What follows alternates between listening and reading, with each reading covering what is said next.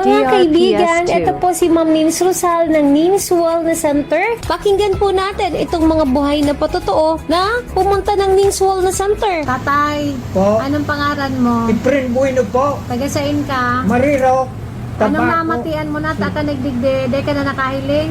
Nagdigdi po ako, DRPS2. naadamo po sa radyo, na so, primero po di ako nakapupo po. Ngunya, Ngayon, nagpakal ako kay Antimanog, bakal ako diglikan so kape baga po. Nins Kape. Pagkatapos, pag take ko ito po, Antimano, nag-ano po ako ito. Nag-CR ka na? Oh, yun po. Dati, perang bulan ka, perang simana ka bago mag-CR, perang DRPS2. aldaw. Mga 2 semana. Di ka nag-CR. Kunya, nadango po digdi po sa radyo, di, kanayon ako nagpaiban sa apo ko. Nag-CR ka na ngunyan. Ngunyan, iyo po, kanayon ako bakal po kan sa kape baga digdi po sa indo po Oo. sa office.